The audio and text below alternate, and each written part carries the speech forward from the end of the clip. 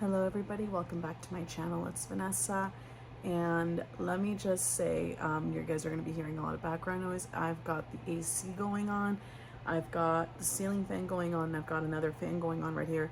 It is hot, hot, hot. My dogs are over here in the background, so you might be seeing them kind of like, just jumping around, moving around right now. One of them's sleeping, but anyway, today's video I'm going to be reviewing the Flower Beauty Get Real Serum Foundation, and there's a sticker right above it. Sorry about that, you guys can see right there. I got it at CVS. Can't remember how much I paid for it, but it was a little bit more on the expensive side. I want to say it was like probably like 14-15 bucks that I paid, but most of the time CVS, Walgreens, all those places are going to be a little bit more expensive if you were to get it from like Ulta, especially because Ulta has like the $3 coupon that they usually have. I'll put exactly how much I paid for it somewhere around here. So the foundation claims to be a serum foundation with buildable medium coverage, natural radiant finish, which by the consistency and the fact that it says like in the directions to shake well, it definitely does have a very serumy kind of look. I don't know if you guys can kind of see it moving around. It is a very, very liquidy. I'm going to read the product info from Ulta's site. So it says, Flower Beauty's Get Real Serum Foundation conceals and smooths skin, leaving you with a natural looking, radiant finish. The light to medium buildable coverage is an adaptable formula that is suited to match a wide range of skin tones. Infused with a hydrating, weightless antioxidant serum blend to help nourish and care for skin as you wear it. The formula doesn't settle into fine lines. Skin appears youthful and healthy. It features lavender flower water that brightens and refreshes the skin, while olive oil, a natural anti-inflammatory, provides antioxidants and ultimate glowing hydration. So those are a lot of claims, and the fact that it has olive oil is very interesting. I don't think I've seen that in any other foundation. So it being kind of hot, we're gonna see how that goes.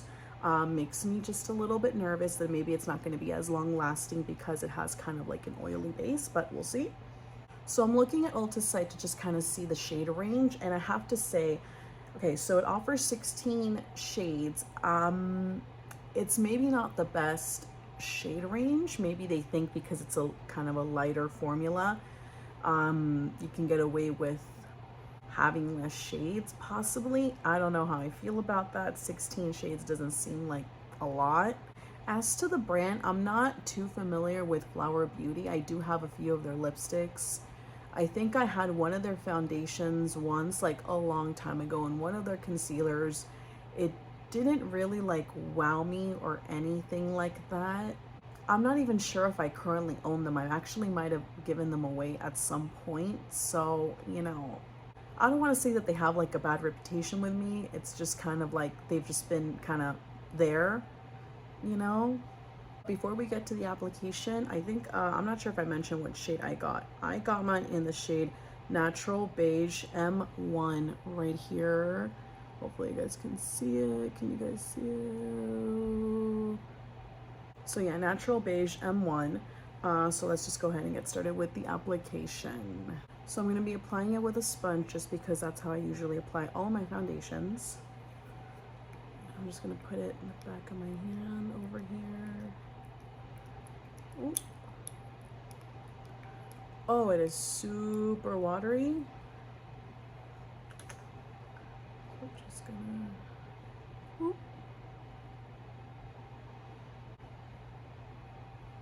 Okay, it looks like it's going to be a pretty good shade match. It definitely has a little bit of like a lavender smell. It's not too strong, so I think that if you're kind of bothered by it, it doesn't seem like it would really linger. But if you really, really hate lavender, you might not like it. Personally, I don't mind the smell of lavender, but it's kind of strange that a foundation smells like it. Also, something to be aware if you have sensitivities to scents, something to look out for. Okay, I am going to be going in with a second layer, but this is the first layer and it is a very, very light coverage. It seems to be a decent shade match for me, but it could just be because it's like super light coverage so that I can't really notice that it's like the wrong undertone. Could be it, I'm not sure yet, but let's go in with the second layer.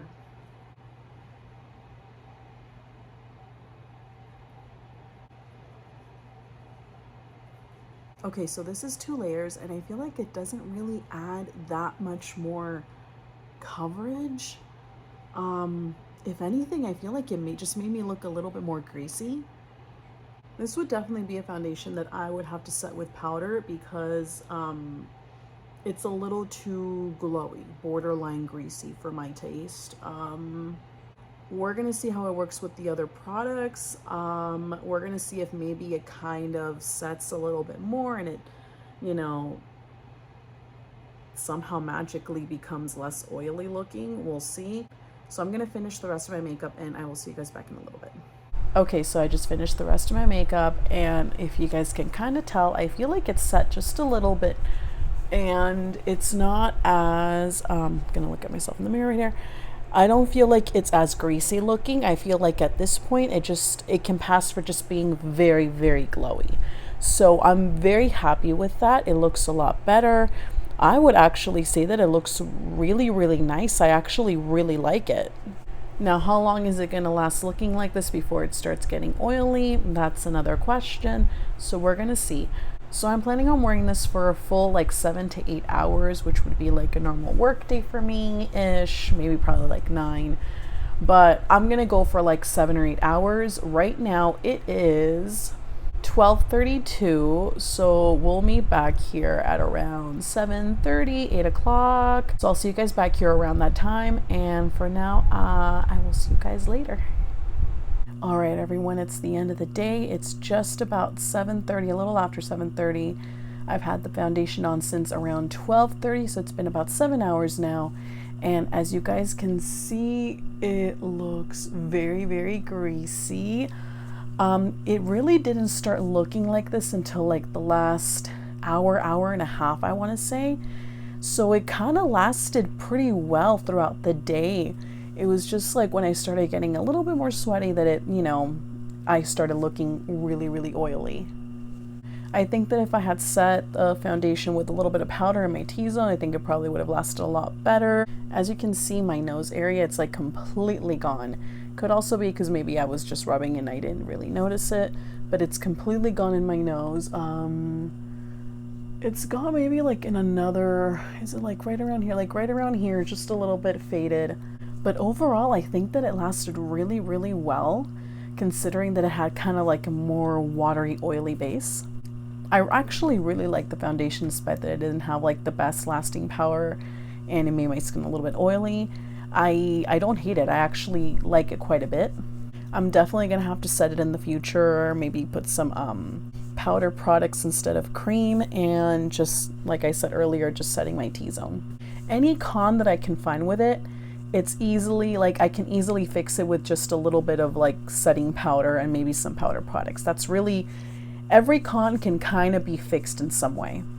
So yeah, I definitely give it a 4. If you have oily skin, I would say probably maybe skip it just because it does have a little bit of an oily base, and in the beginning it can definitely look very, very glowy.